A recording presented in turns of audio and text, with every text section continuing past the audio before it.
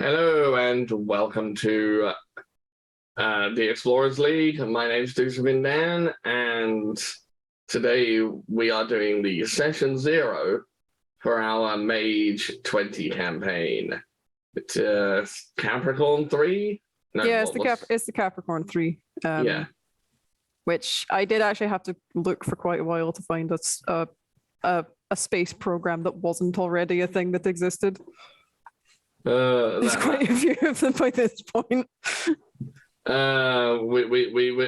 will be the crew of the Capricorn 3, and I'm not the DM this time, so yay me. Yeah, the DM I'm the DM is that nerd below me. The lovely Sarah. Sarah. So Sarah's doing all the hard work behind the scenes for this campaign, so we have even less reasons for this campaign to be uploaded late. Wow, rude. I mean, look. Where's the lie, though? Anyway, hi, I'm the Lazy Gerbil. I'm playing Dr. Vincent McClellan, the onboard physician/therapist. Ryan, why not introduce yourself? I'm mine. I will be playing Stephen Wills, notorious New World hitman, and still wondering why the hell he got assigned to this ship where he can't shoot people. Following the overlay order, Dozer, you're up. I'm Dan, and I run the Explorers League, and I will be no, I said that. Already said that. I will be playing Dr. Alice Mack, the Inventory Management Officer. That's the Inventory Management Officer. And lastly, but hopefully not least, I'm Shadow, and I will be playing the wonderful Dr. Augusto Renel, who may or may not be in charge of a lot of engineering stuff, and he has a wonderful little gift from his mom every day in the form of non-MREs. Yeah, well, I might change that one a little bit. That was just more because I was doing it quickly, but there's like full nutritionally complete meals. I just kind of shorthanded that to MREs because that's technically what they're for. But anyway, I'm Conquistador de Estrella, and I will be the storyteller for this session, and also be running like any other SPCs, like the mission commander and some of the like co-pilots, the pilots, because there's obviously the crew is not just these people, because this isn't the Apollo program anymore. We need actually more than just 3 people in a capsule strapped to the top of a rocket. So I will be covering the other people who need to make the ship work, and also guiding our players through hell and back. Only a smish mon of hell, tiny bit of hell. It's gonna be fun, is what it is. So yeah, without any further fanfare, obviously you can check us out on YouTube at the Explorers League, which will be where this will be uploaded to, I think. Not entirely sure about that one, actually. Yeah, but it'll be uploaded to YouTube in the Explorers League. Okay. And obviously you can watch us live on Twitch, usually on Sundays. This is going out like a couple of days ahead of time, just for us to get the feel of the characters and the setting, and sort of work out any kinks and discussions. This is, it's going to be a Patreon exclusive anyway, so. Fair enough. Yeah, in that case, we'll just jump right into it. So, the scene opens on a fairly standard sort of glass and concrete building, which has a sort of plaque outside just saying ESA, or European Space Agency. I'm not going to bother looking up where it is because it's not important. Somewhere in Europe. Yeah, it's probably going to presumably.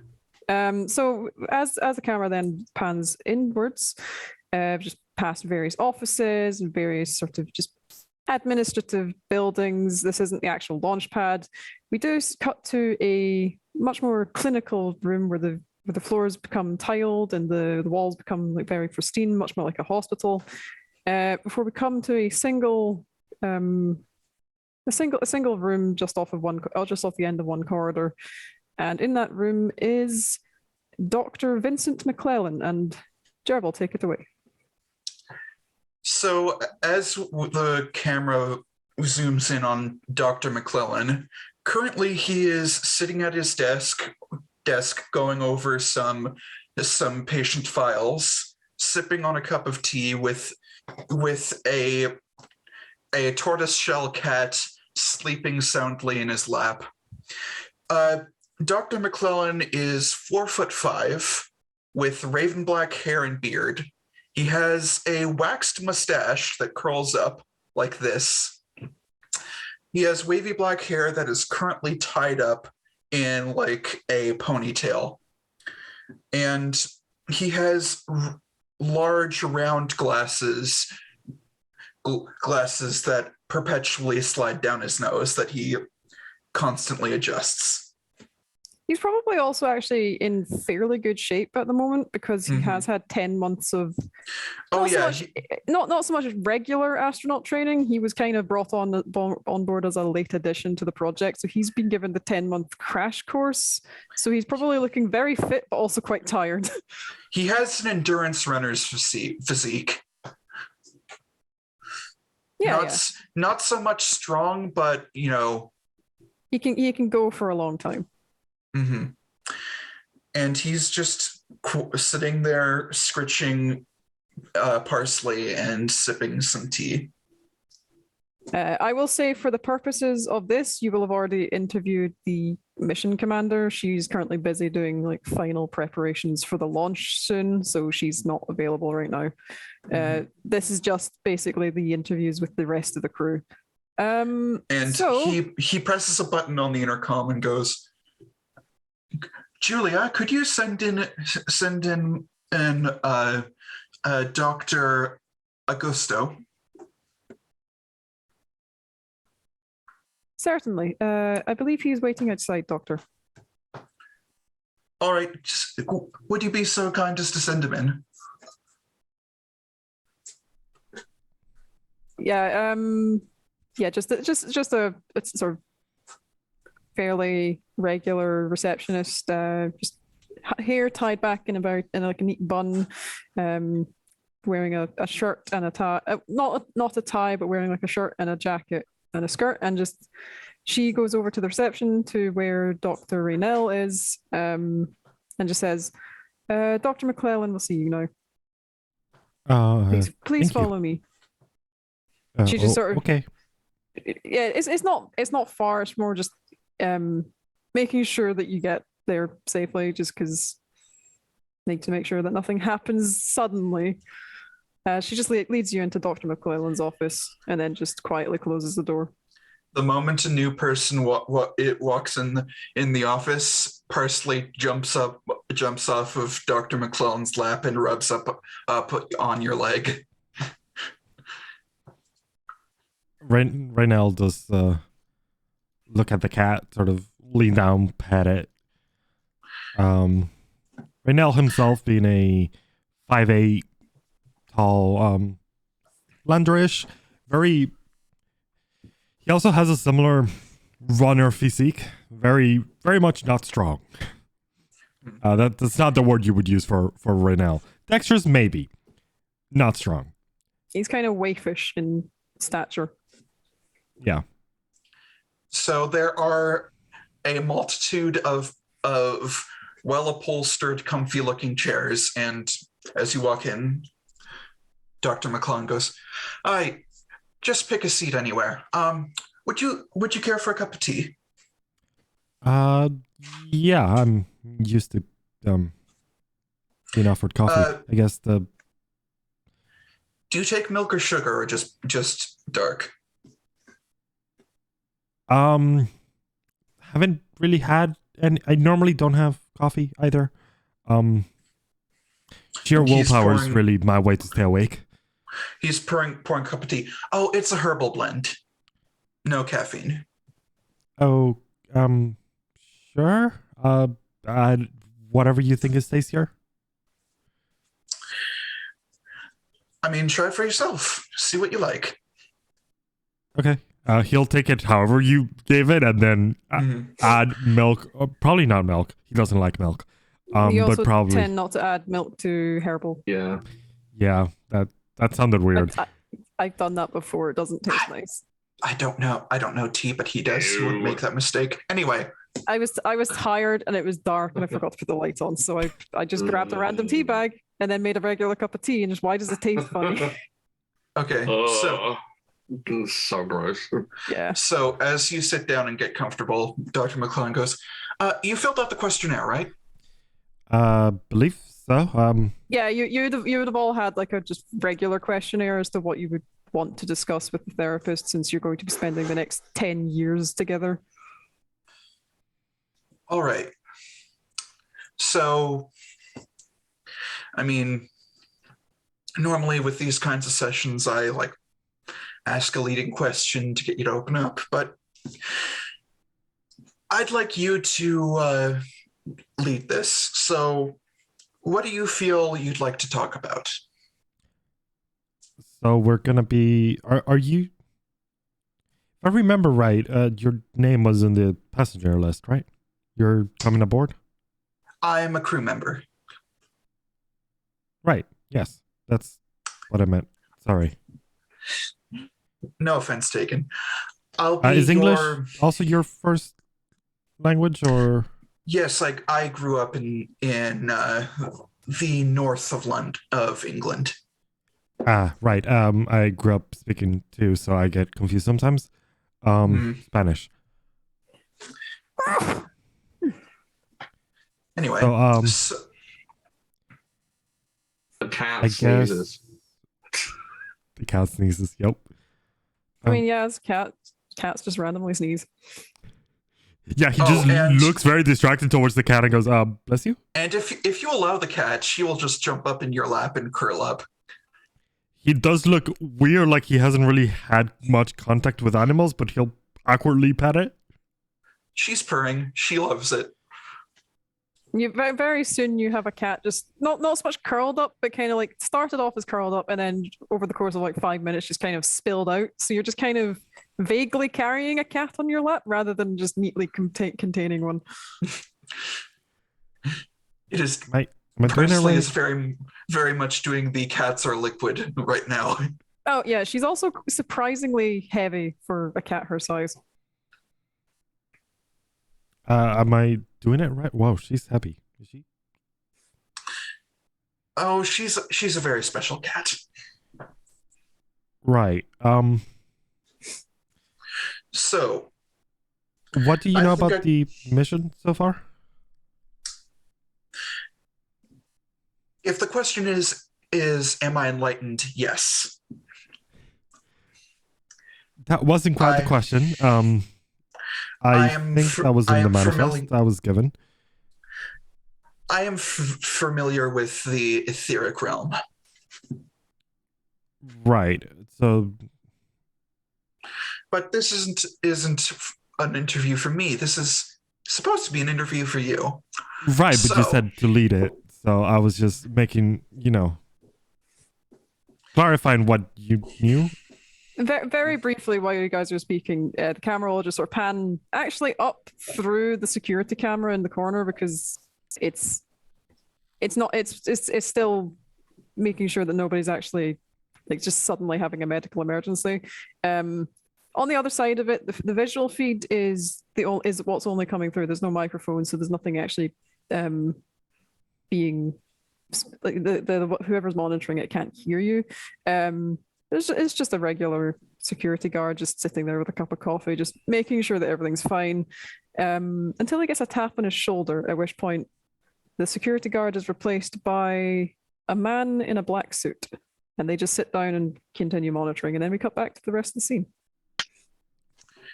So I guess I don't know. I haven't really ever been to therapy, so if you could give me some guidance. What would you say is your biggest flaw? The thing that holds you back, or the thing that you feel holds you back?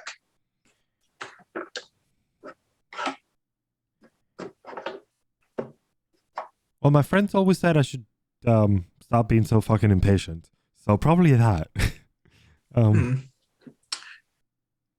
When was it first pointed out to you that you were impatient? Probably the first time I got a chancla thrown at me. So when I was like 4. Hmm. I really wanted those cookies. My mom was having none of it. When did you first decide to go into engineering? Well, my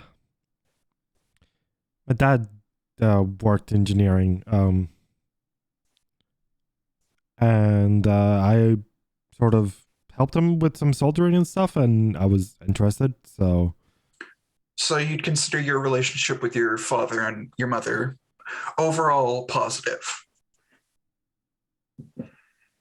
sure. I mean, she sends me food every day. Benefits of, enlightenment. Hmm.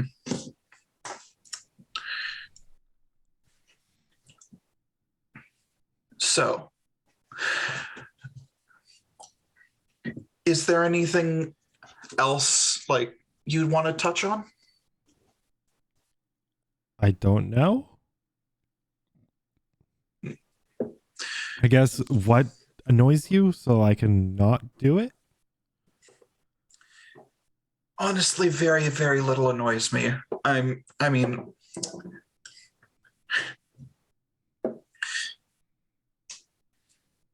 but I'm sure we'll get to know each other over the next 10 years. And I look forward to having more of these conversations. Right. I think you should probably lead more next time. I'm very not sure what we got out of any of this. Oh, this was just an introduction to get the baseline, let's say. Right. Okay. Cool. Sort of looks around awkwardly. Looks at the cat. She's completely Sparkle. She's just like draped on both of your legs and one of your arms. If any fingers get near her mouth, she licks them. He's definitely just trying to stick to the stomach, which is a really bad idea for a cat, but hey. Oh, she loves it. So, I do believe this was a very good first session, and I will see you on the Capricorn. Very well. If you have any questions about Lauren or I guess the engine, I guess Lauren would really be your main point of issue. If there's any bugs or anything, let me know. Have a pleasant day. Yeah, I guess my door will always be open. He Same sort of with me.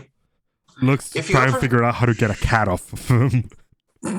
Just stand up. She'll just fall right off. Is that safe? She always lands on her feet.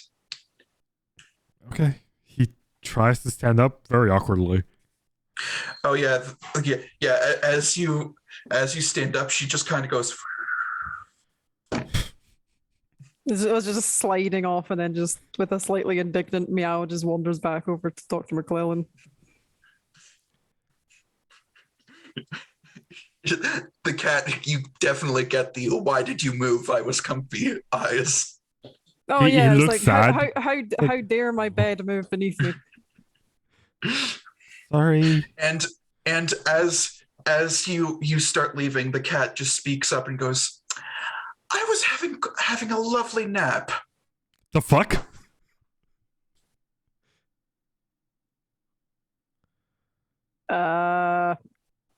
The cat can talk? Oh yes, she's my companion.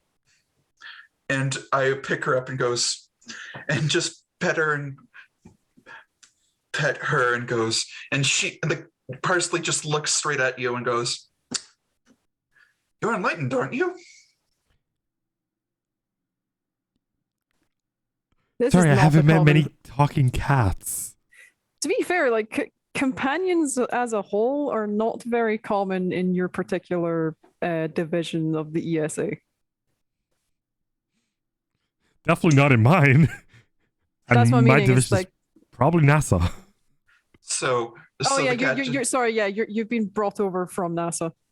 so the cat just literally just somehow manages to smile.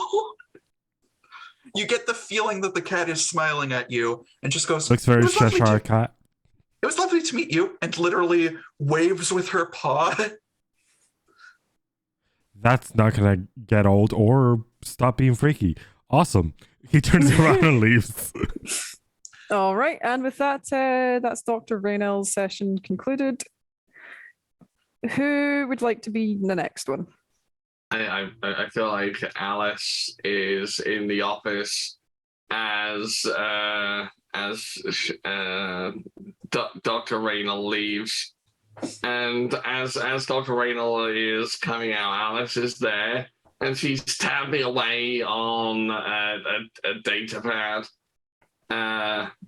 completely distracted, and there's this shimmering form that seems to ripple in and out of existence that simply swirls all around Alice, and it has a big sort of emoji smiley face on the front of it, and it's changing colors as it goes, and then it looks at you, and it comes over and it swirls around you a few times, and then comes back to Alice. And Alice distractedly said, "Don't worry about Blorb, he's just saying hello." Dr. McClellan is actually chuckling a little bit. Oh, did he step out? Yeah, like Yeah, did you step out your office? this is out in the outside this is out in the This is the corridor where waiting the room. receptionist is. Yeah. Yeah, Parsley just trots up to you and goes, "You have a companion too?" Oh, yes. Hey, you're adorable. And she reaches down and Oh, gives thank Parsley you. scritches. Oh yeah, that's a spot right there. Mm. Like she starts at the back of the head, works down to under the chin, and just so all the scratches. If your hands are free, she just jumps up, does the cat thing where they jump up at your chest, expecting you to catch them. She's Yeah, demanding she- uppies. Yeah, she'll catch you, and the data pad is now forgotten. And Blorb comes along and takes the data pad and just kind of swallows it. No, yeah, And now it's just like floating a in Blorb. it's like an iPad, but not Apple. But it's that kind of style. It's just a regular tablet. Vincent, I like this one. And Dr. McClellan just responds with, "Parsley, you like everybody." Well, and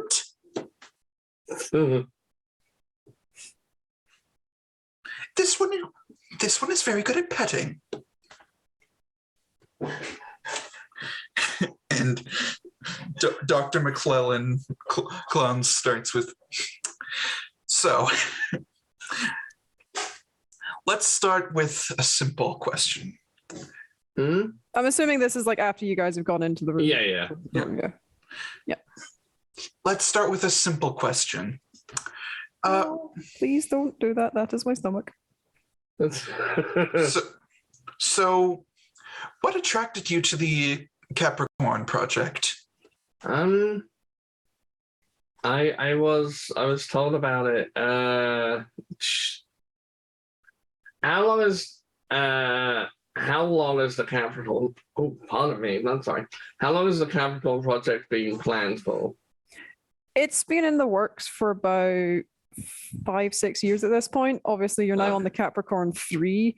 The Capricorn 1, unfortunately, never made it off the launch pad. Like even the constituent parts Well, most of the constituent parts, because you'd know that the Capricorn is being built in orbit because it's too large to be launched in a single rocket. So, unfortunately, the main sort of life support system module for the Capricorn 1 ended up being lost as it exploded on the launch pad, and the Capricorn 2 went missing, but like it went missing on Earth. It hadn't even been launched, but it just went missing from the rocket hangar. So they then made so technically the Capricorn 3 is only the rocket that is taking you guys up to the main ship, but it's just been colloquially known as just the Capricorn 3 full ship, because they're thinking that this one's possibly the one where they're actually going to get to the ship in orbit. Yeah. So, and she just well, my sister told me about the Capricorn 2 going missing while I was still studying, and I got interested in the project. So I once the Capricorn 3 was announced, I signed up. I mean, I can't pass up the opportunity to go to space, can I? You're not sure when he poured it, but there's a steaming cup of herbal tea in front of you. Ooh, I love tea. Thank you. For whatever Dr. Mac's favorite tea is, Dr. McClellan has somehow managed to already suss that one out and is just sitting there waiting for you. Yeah, so I imagine it's I imagine the tea is like strong English breakfast, poured with only just a tiny little bit of milk to take the edge off the bitterness. Mm-hmm. And she blows on it and takes a sip. Perfect. I'm very good with tea. You do notice Clearly. that in Dr. McClellan's office there is a balancing siphon, which is just off in one corner. And there is a very ornate like tea kettle with a whole bunch of stuff, and he has a set of beautiful china and silver teaspoons. You like, if you're from England, the English in you is kind of jealous. Yeah, she's looking around the office. How organized and orderly is it? Very. He is not a neat freak, but Yeah. everything has a home and it stays in its home. Oh, so Of course- it's like there's even like a designated, and this is where the rubbish goes. Yes, there's a waste bin like on the left-hand side of his desk that you suspect never reaches beyond half full before it's Yeah. changed.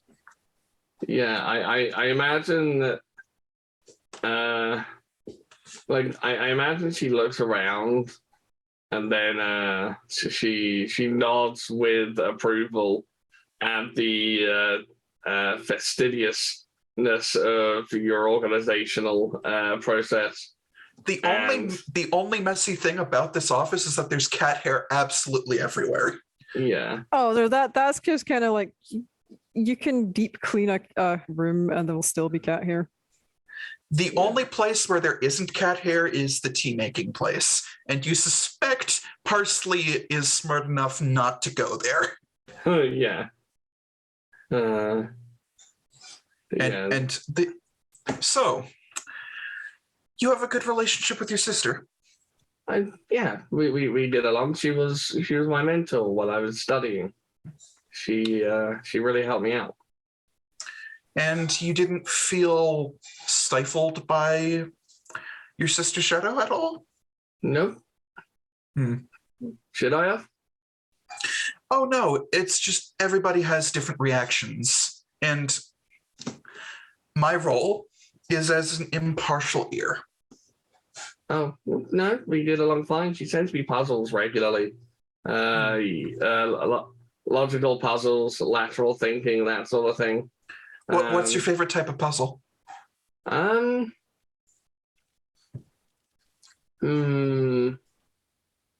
She ponders for a moment.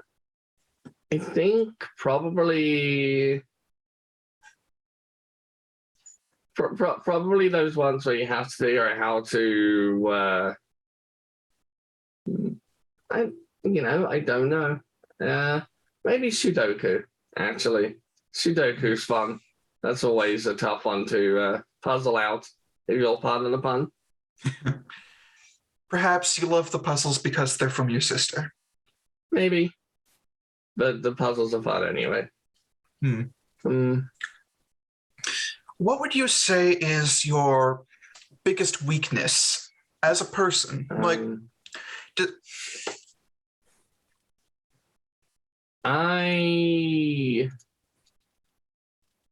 I really, really don't like people messing up my stuff or my work area. And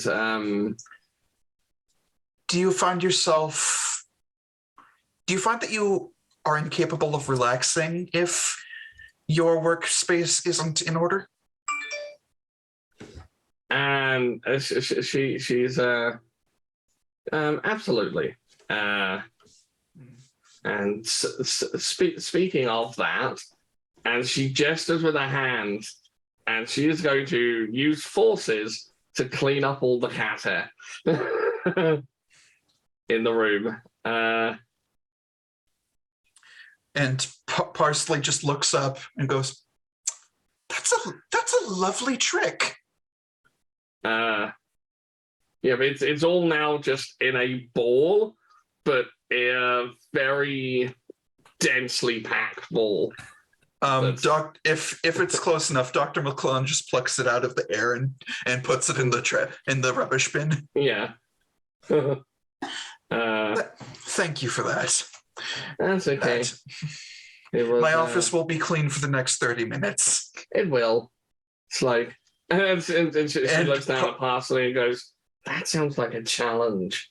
Parsley just narrows her eyes and goes, "It's not my fault you chose a shedding breed."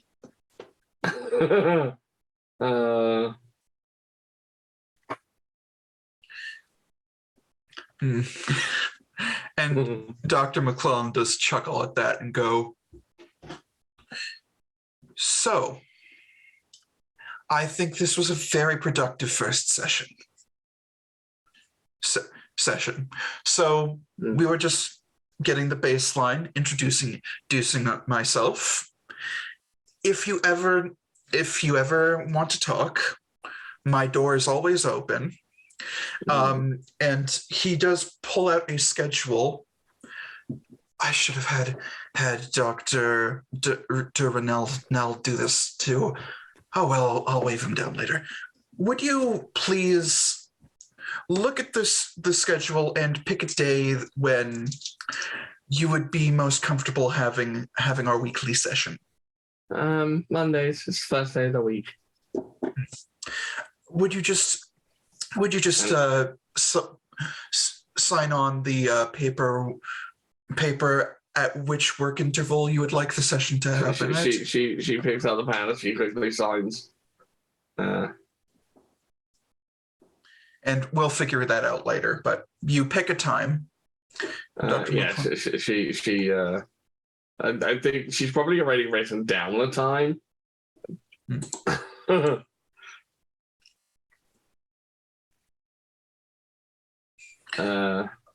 Well, it was lovely talking with you, and I do believe you've just made your first friend on the Capricorn. Dr. Mac, you would probably suspect, just based on, because you would obviously have like a very brief profile of who your ship's doctor is going to be. You're kind of having this sort of realization that potentially this elaborate tea kettle is probably going to be coming with Dr. McClellan, because you obviously a bit about his background, in the same sense that you know what his particular and another eccentricities are. Yeah. Another thing you would notice is there is a silver Celtic cross pendant around his neck, very prominently. He doesn't mention it or anything like that, but it's there. Yeah. Alice has a heart-shaped locket around her neck. And there is a Bible. When she's got a bracelet on her hand with it's a charm bracelet. Actually, that's what she's got on the locket. Oh, like a rosary. No, it's a charm bracelet with lots of little charms on. Right. Oh, yep, got it. And you do see a Bible on his desk. You get the impression that he's letting you know that he's religious and he would be okay with you talking about religious matters, but he's not going to push that on you. Yeah. She would notice that, but she's not religious, so she just she doesn't acknowledge it and beyond that. And he just smiles at you and goes, I hope you have the rest of your day is as pleasant as it can be. And my go ahead. Sorry. No, sorry, completely broke the flow there. Deucer, go ahead. I don't know. Damn it, Ryan. You were about to respond to have a pleasant day as and you. And while this whole meeting has been going on, Blorb has sort of spread across the entire wall of the room and is slowly spreading across the other walls and ceiling. And it's you're quite slowly weird getting to up. look at. It's like looking at like someone spilled oil across an entire wall and then it mixed with water. So it's kind of like that weird rainbow sheen, but just along an entire wall. He just Dr. McClellan sees this out of the corner of his eye and he just turns his chair and looks up. And a huge smiley face appears, like an emoji. You are one of the most unique creatures I've ever met. And there's actually a laugh from it, and it sounds kind of childlike. And he actually opens up a drawer and pulls out a lolly that you might give a 4-year-old, and he takes off the wrapper and just holds it up to Blorb. A little tendril reaches out and takes the lolly and absorbs it. And now it's just floating around inside. I didn't know if it eats anything, so. He doesn't eat normal food like we do, but he likes to play pretend. Well, have a pleasant day, Blorb. And the non-verbal response is just the shimmering speeds up. It changes rapidly to bright, happy colors. Yeah, like the rainbow's kaleidoscope of colors. Yeah. And as you leave, he pages his receptionist and goes, Julia, could you send in Mr. Wills? Certainly, Doctor. I believe he is running a little bit late. Do you wish me to go find him? No, he probably shows up just as she says a little bit late. Yeah, it's like, never mind. He's just arrived. Please, if you are so kind, please send him in. Of course. Yeah, Alice is on her way out, and I imagine she seems to be taking Parsley with her, but then she hands Parsley to Dr. Wills. Our doctor. And he does not take the cat. Okay, then. Well, if you don't take the cat, she'll put Parsley on the floor and give Parsley one final scratch before dubbing. Blorb floats along behind her, like peeling off the wall. Stephen is the only one of the crew who's not a doctor. And just to give you an idea of what Parsley looks like, she's a tortoiseshell cat with one green eye and one blue eye right to left. And her coloring is all over her body, but she has white patches on her paws that look like socks. And she just kind of rubs up on Will's leg and just trots down to. Not hard, but a bit forcefully does push her away. The cat narrows her eyes at you and just trots off to Dr. McClellan's office. Shakes his head. Smiles and gives a wave to Deuce's character as she Hello. leaves and nods to the secretary. What does Stephen look like? From the ground up, he has fine tailored shoes, an impeccable black suit, with a black jacket, very Men in Black style. Got nice glasses over his eyes. The only thing I've noticed, his face is a fair bit now shapen, so it does not look too dissimilar to the cat that was just trying to cover up on him. Only he has mostly cat-like features, but perfectly normal human ears. Well, one thing that I forgot to point out is Blorb would have also done the whole go up to Gerbil's character and do the whole spin around him as well, and then does the same to Mr. Will.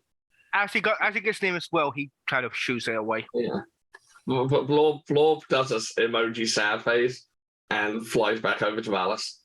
And as Parsley walks into the office, she jumps up onto Vincent's desk and goes, "The one coming in is rather rude. He pushed me away." and Not rude, just protective. And McClellan just smiles and goes, "Not everybody's a cat person." And Parsley Then you look at my face. And then he looks up and goes, "Huh." And Parsley just walks on into Vincent's lap and just sits there. "You must be Mr. Stephen Wills." He nods, yes. What's your name again? Sorry, it's been one hell of a day. I'm Dr. Vincent McClellan. You can call me Dr. McClellan or Vinny, whichever you prefer. Nice to meet you, Mr. Vincent. Offers a hand. And he does shake your hand. And take a seat. And as the door closes, Parsley just looks at you and goes, "It's rather rude to push away a cat." It's rather rude to run up and get near someone who may not be comfortable with body contact. She gives you the "how dare you logic me" look. He just crosses his arms. And then he pulls off his glasses and puts them in his pocket, and you see his feline eyes. So, what attracted you to the Capricorn project? I was assigned to it for the security force. They wanted the best, so while it's not my normal cup of tea, they made sure to get me. Speaking of cups of tea, would you care for one? I'm more of a coffee man myself. Well, we all have the right to be wrong.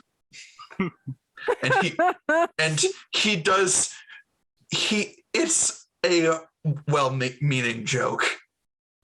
Yeah. Stephen does not really, he keeps a straight face to it. Even if the player can't. And he goes, "What would you say is your biggest flaw? A trait you may not like about yourself, physical or otherwise, or..." I wonder what could be wrong with me physically. I'm sorry, did I just step on a sore subject? No, not really. It was this for a fully automated bit of tech in my arm, which is totally worth it. Well, we all decide what's worth what. And he moves on to You didn't quite answer my question. Kind of did. Which question? What's your biggest hang-up / flaw? Well, the fact is, I know I am the best at what I do, but sometimes that could Be misconstrued as arrogance. misconstrued as arrogance, and sometimes I do push my luck. Do you find yourself normally taking unnecessary risks on missions? In the moment, I don't really ever see them as risks because I'm me. I'm not going to fail. But in hindsight, there are times where I'm like, I could have done it better. And Dr. McClone has been writing notes in all of these sessions, giving like baseline personalities and goes, and he writes narcissistic personality disorder and puts a question mark at the end. And he moves on and goes, when did you first join your organization? Pretty much from birth. I was raised in pretty much an apartment block of other candidates to join the New World Order. So it's a family business, for lack of a better term. Yeah, my father was a really well-known agent. Stephen, do you have like an earpiece in or something? Probably yes. As you just so brazenly say New World Order, you just very, very quietly get a ping, and just a very quiet. This is a sleeper agency. Refrain from using such terminology around the unenlightened in the future. Apologies. He just pushes and goes, apologies, will do. You don't get a response from that one. It's like, you just got reprimanded. They're not going to continue it. Yeah. And Vincent gives a knowing nod and goes, be assured that anything in this office, anything that transpires in this office while the door is closed, stays in this office. You can... Yes, I was still sloppy. Sorry, my head hasn't been in my game for the past few months. We all have our off days. Even people so skilled as you. Yeah, sorry. There's nothing to apologize for. There's always something to apologize for.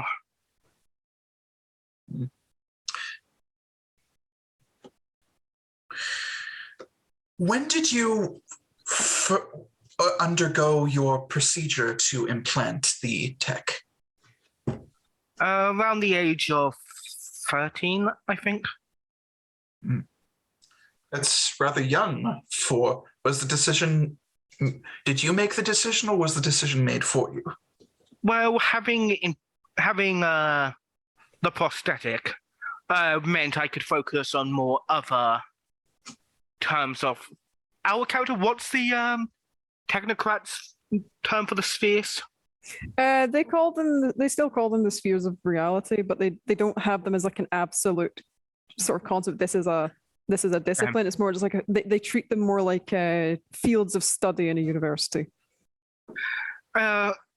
Having the for the field for my job path that I was selected for, having this implant was going to be much more effective because it allowed me to focus on other fields of study in the spheres, rather than the original plan of instead of matter to call forth weapons. It's better just to have a weapon on me at all time.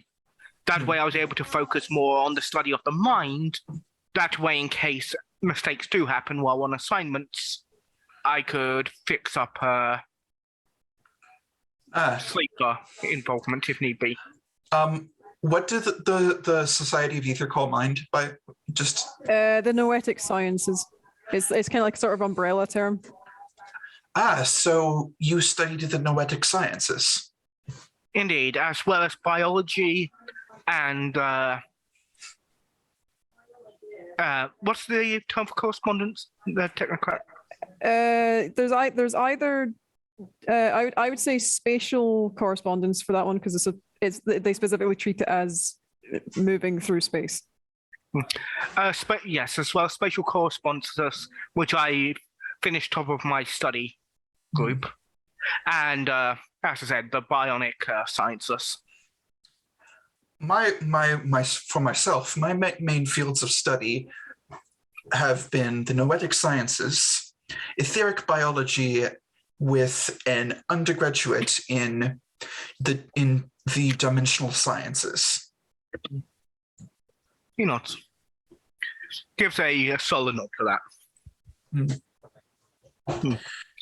But I'm just weird why they assigned me to being the guard here. You probably have my file. You know that my normal tasks is very less guard these people and more make sure these people don't wake up. I will interject at this point, Stephen. Stephen specifically, you're the one who approached Dr. McClellan with an offer to work with the Capricorn project. Oh, okay. Then my bad. Apologies. Go. Sorry, no, that's understandable. That's like, so you guys would already know each other, obviously. That was my bad. Forgot to mention it earlier. Hi. I've been doing the same thing for a lot. Then he'll change the answer. Goes, I've been doing the same thing for a lot. I was thinking maybe this project would be. As I said, I've not been on top of my game lately. A 10-year trip may be able to get my thoughts sorted.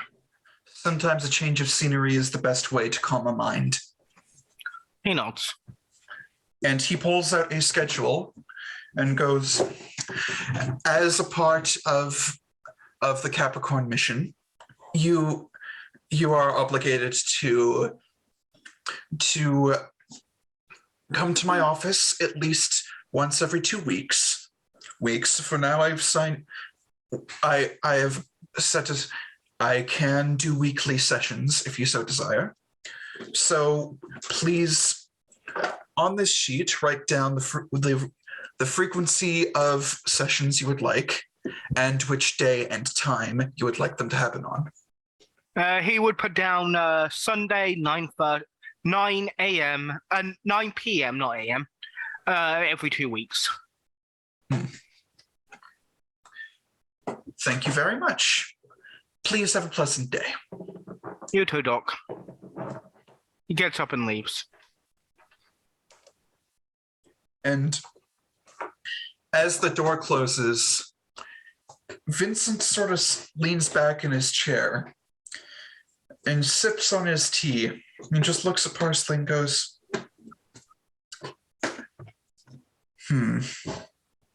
interesting bunch. Sarah, could you voice Parsley? I think so. I had to step away for a second. Oh, I'll just wait for her to come back. Yes, they're very interesting. Totally not trying to voice Parsley. Meow, meow, meow, meow. Meow, meow, meow, meow. Oh. Meow. Sarah, do you mind voicing Parsley for Convo? Because I don't want to talk with myself. Sure. Sorry, what I just missed. I had to step away thing. Bring me up to speed. So Parsley, interesting bunch. Well, they all seem rather friendly, except for the one. Is he trying to copy me? No, I believe that's just a side effect of the implant. I don't understand that. It's very weird. Why would you want to put things in you? Well, we all have our reasons. He seems to have a very strong sense of duty, to nearly to the detriment of his own well-being. Well, I do recall the interview he gave you as the position of this expedition was rather boring. I think I slept through most of it. Okay, let's be honest. You sleep through most things. Hey, I like the finer things in life, and that means having a good nap at any time I choose, and also having good food whenever I tell you to. Okay, just because I put you in a cat's body doesn't give you carte blanche to be a prissy little princess. So why did you make me a cat? Because I like torturing myself, apparently. Parsley asking the real questions up here. Well, I think if you should probably get some rest, Doctor. I believe the launch is scheduled for 3 days' time. And he does take off his glasses and rub his eyes. I believe it is time for it's pre-launch quarantine to make sure that none of the crew get sick and have to abort the launch. Lovely. I get to sit in a plastic box for the next 3 days. And I'm not too happy about it either. I have to join you because I've been attached to the crew manifest. Oh, please, you can curl up anywhere and be your own bed. I know, it's great. And he grabs a suitcase and he opens it up and he grabs his tea set, and the suitcase should be able to hold all the teaware, but somehow it does. But you see, if anyone ever actually looks, you're just really, really good at packing things into the little corners where you wouldn't otherwise expect something to fit. But Dr. McClellan apparently is a Tetris champion. He packs up his teaware in one suitcase, then pulls out another actually mundane suitcase and opens it up and just packs away all his belongings in the office, and he's carrying his 2 suitcases and as he walks by Julia, he just go pulls out a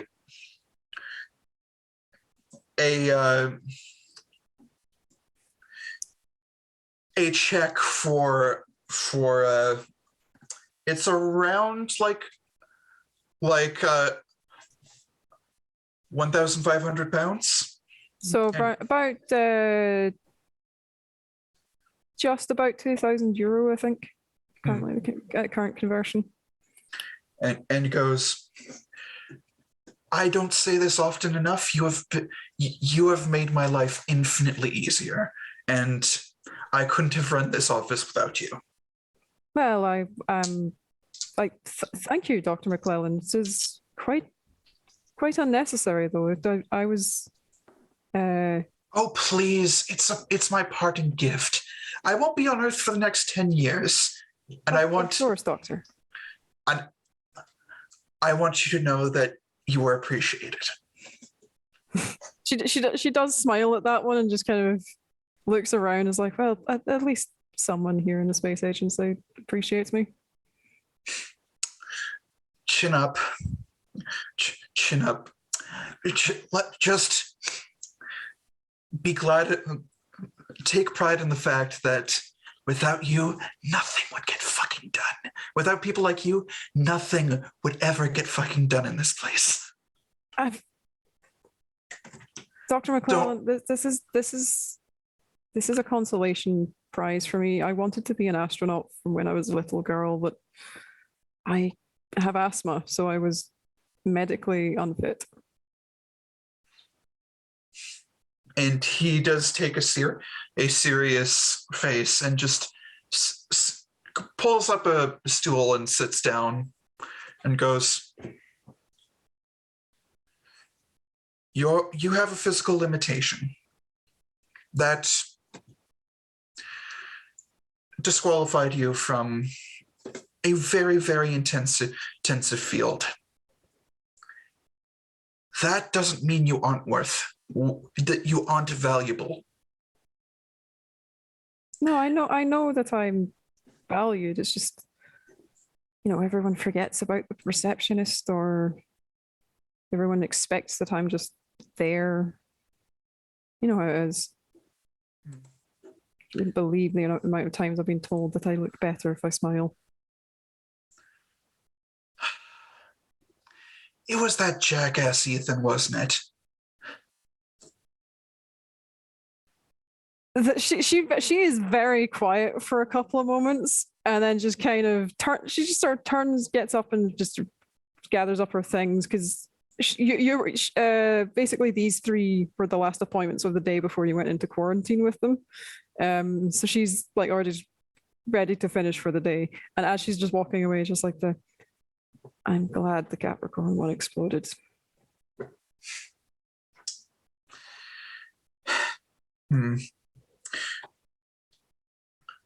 Well, Are we sure she's not an entropy page? well, I have been assured that Samantha Ray, she has been a colleague of mine for years. She is a lovely woman, and she will value you. Well, obviously we'll need to have a new psychiatrist and therapist in, because we need to vet all of the prospective astronauts who come and work here. And he does, if she's cool with it, like he will hug her if she is completely cool with it.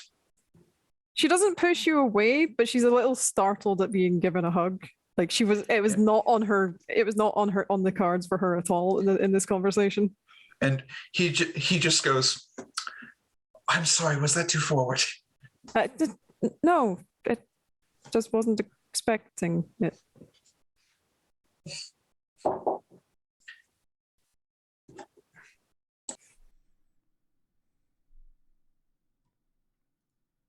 So is that how Vinny flirts? Guess so. Sorry, I was just being told about lunch. Anyway, apparently that is how Vinny flirts. Vinny could just cure the asthma. Anyway, it do be like that. Actually, it do be like that. Actually, yeah. Vinny just goes, "Come into my office." What's your life actually? Life 3. Can't. You need life 4 to affect other people. Oh wait. Yep. I did say with an Wait off. a second. You can't start with life 4. Oh, right. Yeah, you can only have a maximum of 3 in any sphere, like at beginning. Otherwise, I would have started with correspondence 4. Yeah. And Vinny just goes, "With the advancements in medical science, who knows? Maybe in 5 years there will be a cure for asthma." Unfortunately, those are currently experimental, and even with this gracious bonus, I just can't afford that.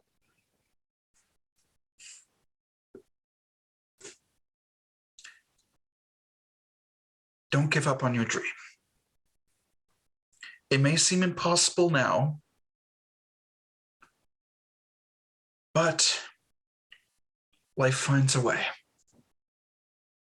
And he smiles warmly and goes, "Well, I'm off to sit in a plastic box for 3 days. Come on, Parsley." All right, we'll close it out there. Julia will just sort of go, and she's finished for the day, so she's just going to head home and sort of unwind a bit. Close out the mice. The 3 days in the isolation chamber are understandably quite boring. Part of the training that all of you received to become astronauts involved just basically simulating this so that you wouldn't just go mad after 3 days. But yeah, it's been quite boring. It's just been sitting there. It's not like a single room. You've been given like a quarantined block, so you can at least do things, but you're just not allowed outside.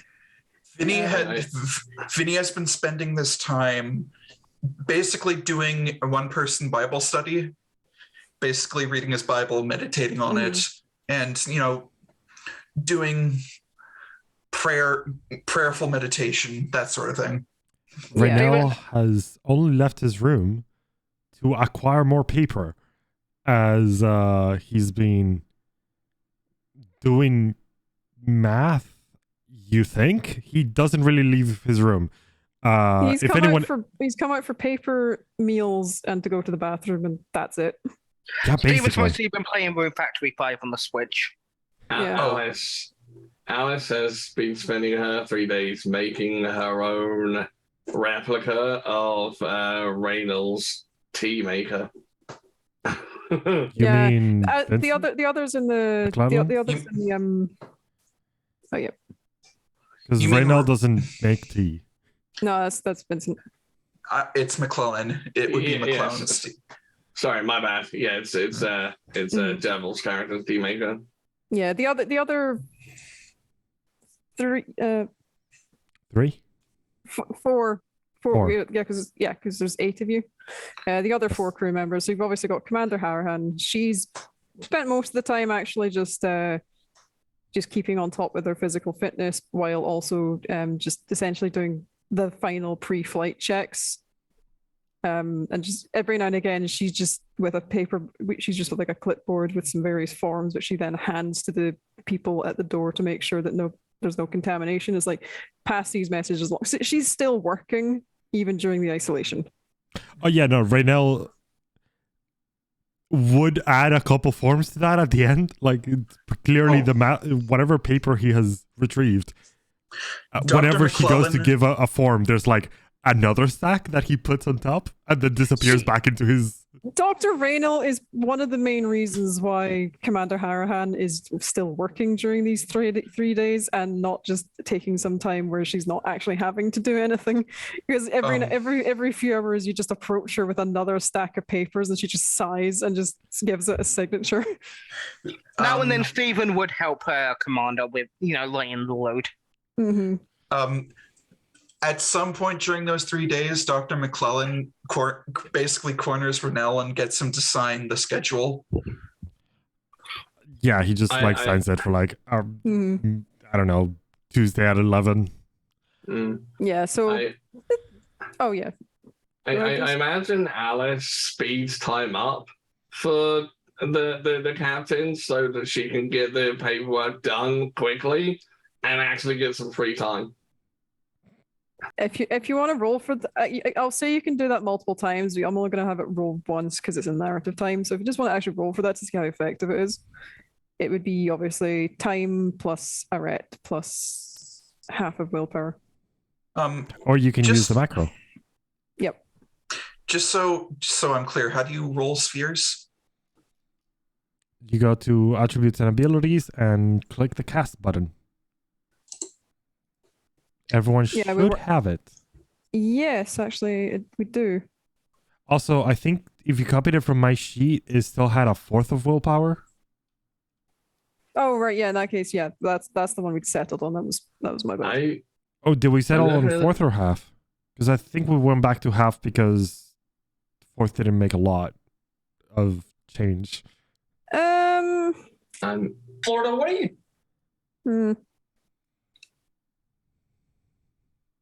I'm looking at the sheets. What am I clicking on to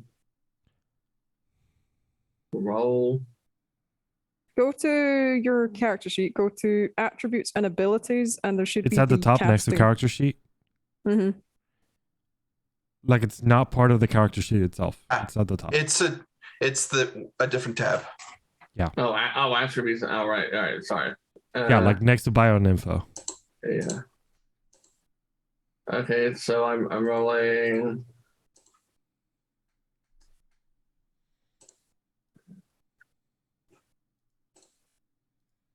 There we go.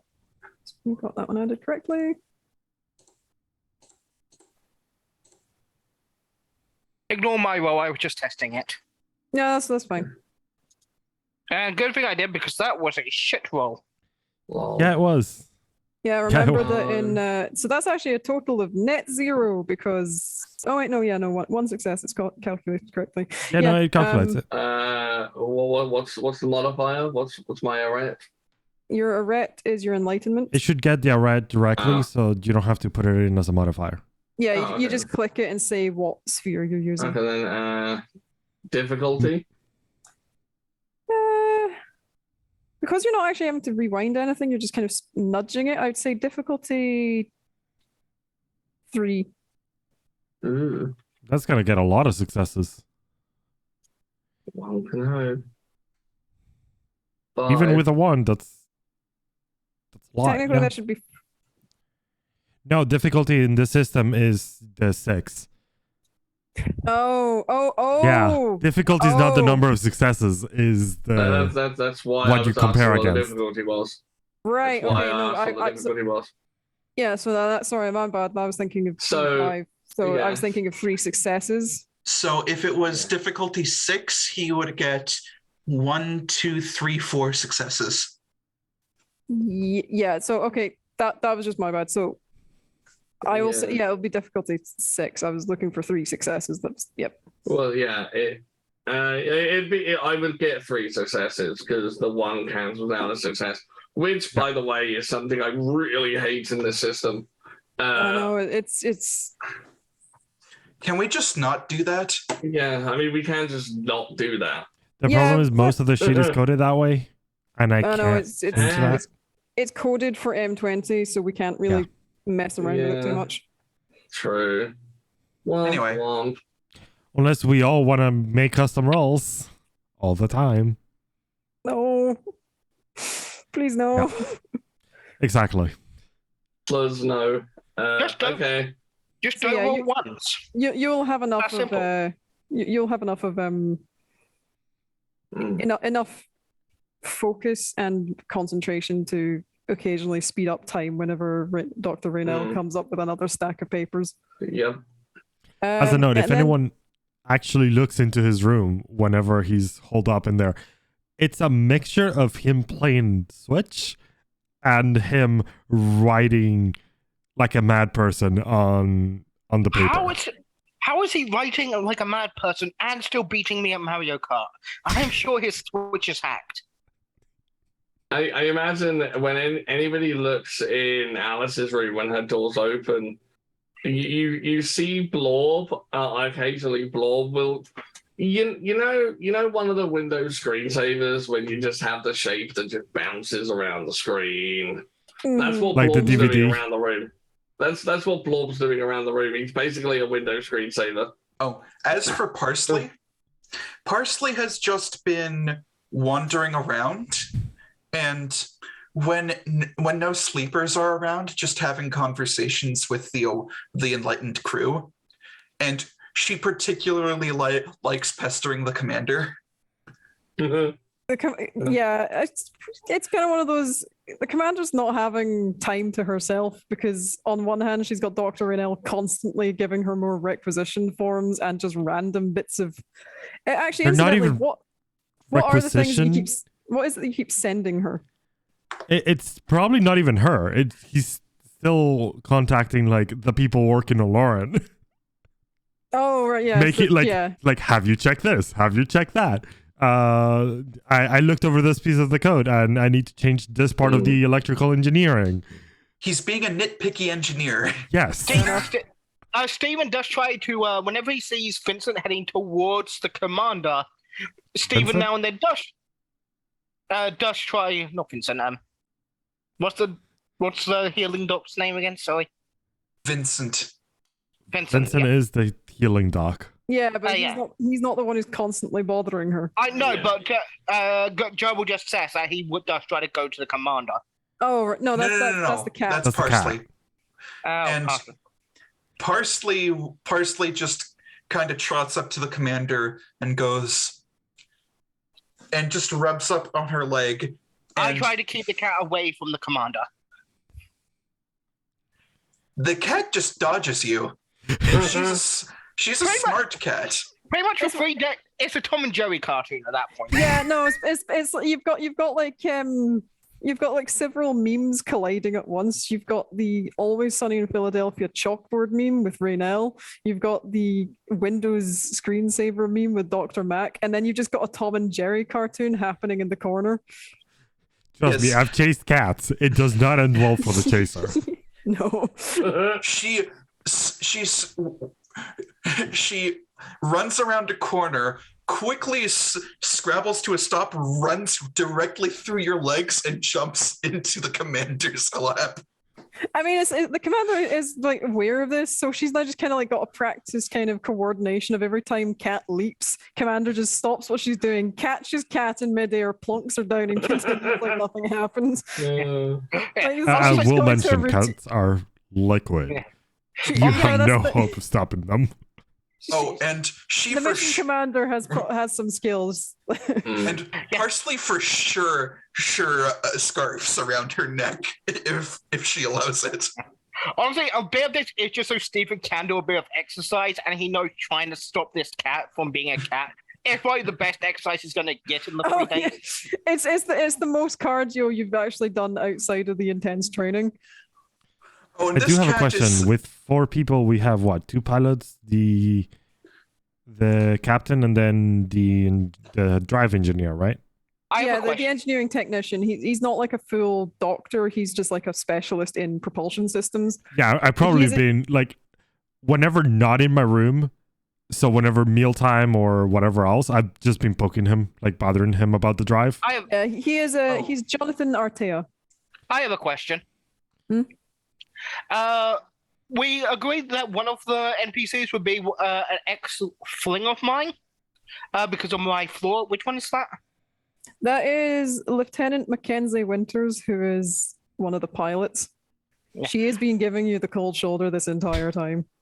Good. I've also been trying to keep away from her. It's like she doesn't completely ignore you whenever you're in the room, but it's like whenever you're in the room and actually having a conversation with her, she keeps it strictly to things related to work and related to the mission and Yeah. nothing else. Stephen's the I same. feel like there's a passing remark from Raynell, awkward, as he goes back into his room. Oh, and one more thing about Parsley. Parsley has the intelligence of a Harvard alumni. Oh my god. So Winters are weird. it's about as intelligent as Raynell. So could you send can you send me the anyway, name of that NPC? Sure, I'll put it in the roll 20. Also, send me a message on how I fucked it up because I'm assuming Stephen's the one that fucked up the relationship somehow. Yeah. I'll let you decide how he fucked it up, Lou. I'll mess Probably because he's a conceited little shit. I will do that after this session Yeah. 0. So yeah, the day of the launch comes around and you're finally allowed out of your quarantine to and given a once over everyone by a separate ESA doctor. So even Dr. McClellan gets checked over because they're not going to let him just inspect himself because that would be a conflict of interest. Mm. So you're all given a clean bill of health, and you're brought to the launch pad, and you actually see for the first time the rocket that will be taking the crew module up to the Capricorn 3. It's surprisingly not as large as you thought it would be, just because rocket physics has advanced quite significantly since the Apollo program, where Saturn V was required to launch a small capsule. So fuel has gotten more efficient, and so has the avionics. So it's not as big as a Saturn V. It's just it's still fairly sizable because you need solid boosters to get to the primary stage. Plus a mixture of technocracy and government technology, which is always more advanced than Yeah. Honestly, I'm surprised we're not Also- still launching this thing. Also, I imagine every time Alice was in the main room during quarantine, if anything was even slightly out of place, she'd just walk over and just adjust it, even if it's just like half a centimeter. Oh yeah, no, like just constantly with the cutlery, with the placemats, with like the coasters, just everything, just having to make sure it's like square edged with like the corner of a table. There may have been a few times where Stephen walked past Alison's room and the nameplate on her door, he may have snitched it like, a quarter centimeter up. It is bolted to the door. Yeah, I don't think we can. If you I do have a question. Would Alice just close Raynell's door? Because that room is a mess. Yeah, I think she would. I think she'd have to. Okay. You did actually Actually- have. Oh, you did say that Dr. Mac has very strong OCD. So I will Yeah. actually have to say, make me a willpower check between whether or not you feel compelled to tidy up Dr. Rennell's room or just close the okay. door and pretend it doesn't exist. Dr. Uh, McClellan would like to help. Dr. McClellan will basically walk up to you and go, I think now's the perfect time to teach you some exercises to help manage your compulsions. it says DP mod. What does? Fuck it. I'll roll 3 successes.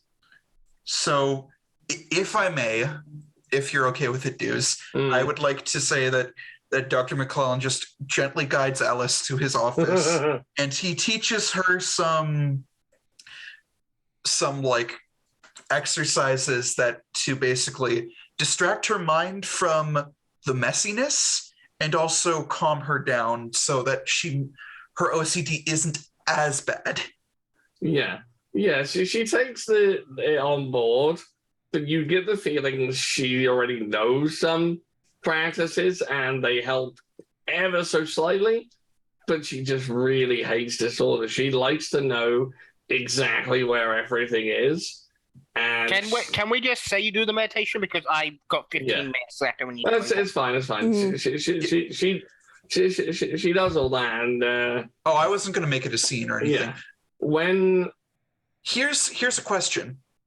I would like to roll a cast.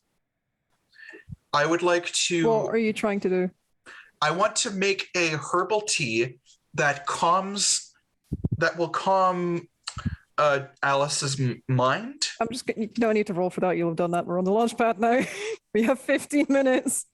yeah, Please. yeah, I'm trying to corral this back so it closes out in a sensible place. I just wanted to add, as when we're finally allowed out, Blorb turns into like a party popper or something, like celebrating the fact that we're allowed out. Okay. It just turns into like a floating party favor or something. I don't know. Parsley if the sleepers aren't around, Parsley just remarks, that Blorb is such a delight. Moving on. Pushing out the door. We're on the launch pad. No more. And then we cut to the launch pad. Yeah. Yeah, so on the you're- launch pad, Reynell just looks over and goes, never been to the side of the Americas. Because the launch pad for the ESA is in French Guiana, South America. Yeah. Yep. Yeah. And you've all been put into your sealed environment suits because it's basically a precaution in case the capsule loses pressure during the launch. So there's the 8 of you all in your suits, and Parsley is also in her suit as well, which has been custom built. They're all rather fetching, sort of mostly grey with some orange panels, kind of like the sort of current trend for spacesuits. So they're sort of orange and sort of light grey with the mirrored helmets. If anyone looks at Dr. McClellan, he looks visibly nervous, and you know that type of nervous when someone who knows they get seasickness is about to go onto a boat? Yep. That. Yeah. Just a look over from Reynell just saying, hey, it's only going to be about 15 Gs. Don't worry about it. Let's just get moving. The sooner we're up there, the better. The sooner our worries can. Yeah. Look, So, I go there. imagine- We go there. It explodes or it doesn't. Let's go. yeah. So Please don't put that into the universe. Sorry, what? As you guys go through the just literally just getting seated in the launch capsule, which will then dock with the rest of the Capricorn ship. The final checks are as you'd expect, just pre-flight checks, making sure like engine tests, electronics tests, just radioing into the launch control, just make sure that everything is set and we're ready for takeoff.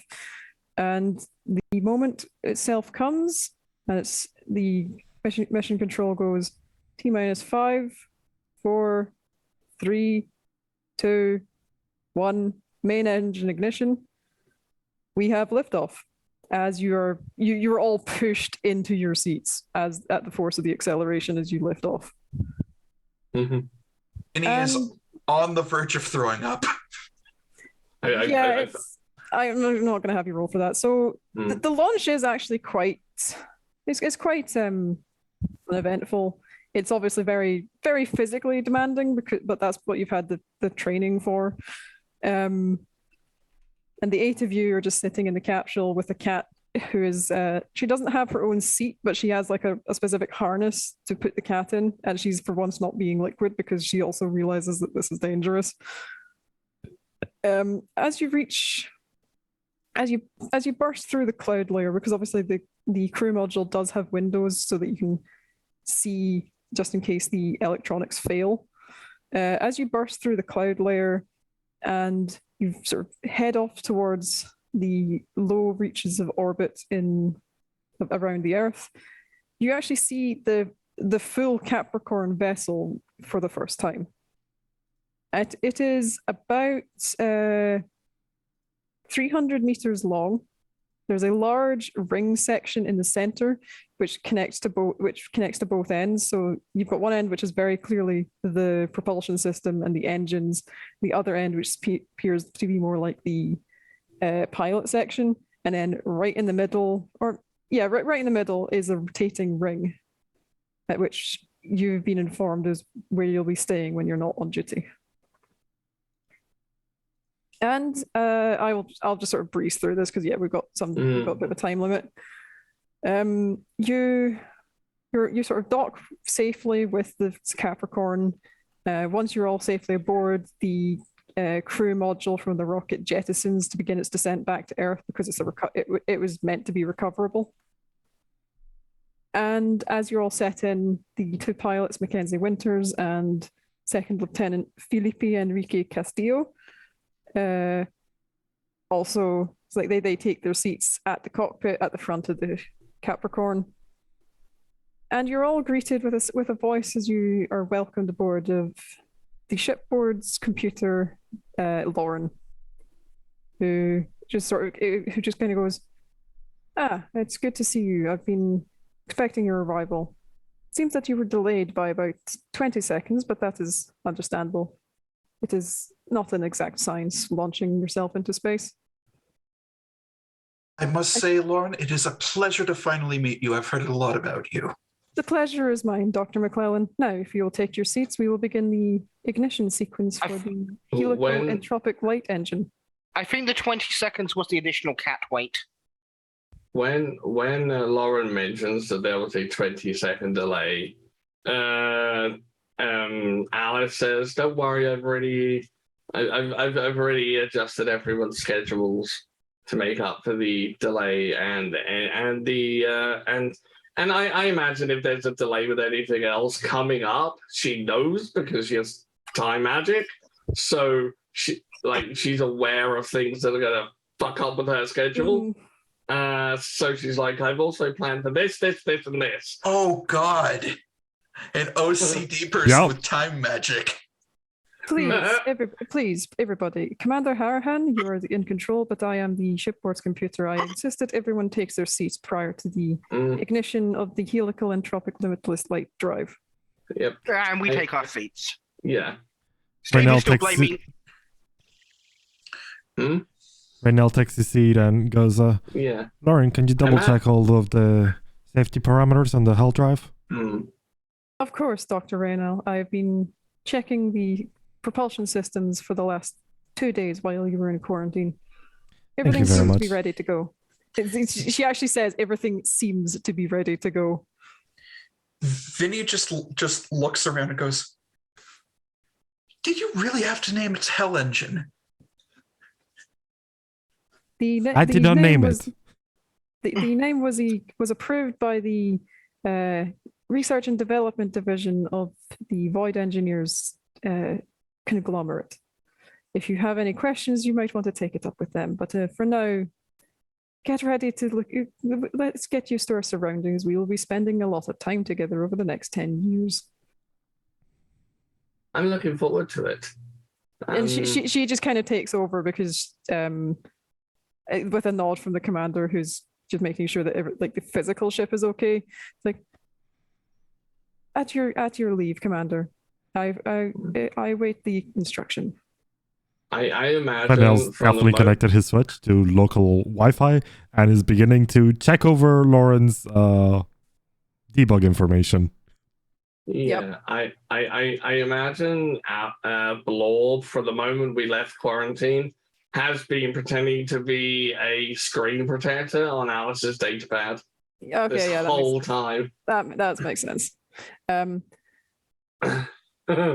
Yeah.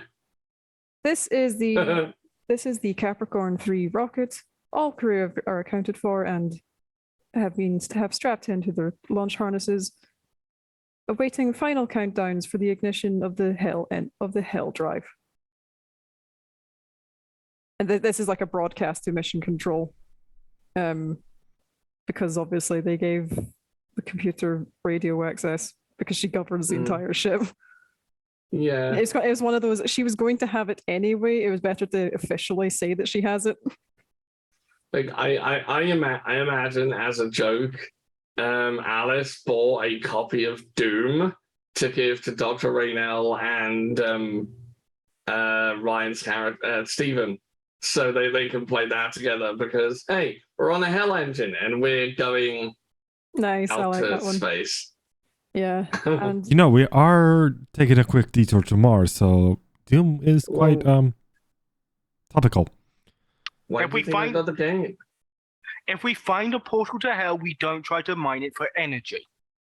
I mean, no, it's probably. I would in the assume hell's background, real. in the background, Lauren is just counting down through the Yeah. launch stages, like again, just reading out, just like anti-material bottle holding steady. And we are ready to commence our engine test, Commander. And Harahan just goes, I will do it. I am the commander. And she actually says, all right, everyone, buckle up. And 3, 2, 1. She presses the ignition button on her control panel, and everything goes white and then dark. Like blinding light and then just immediate darkness. And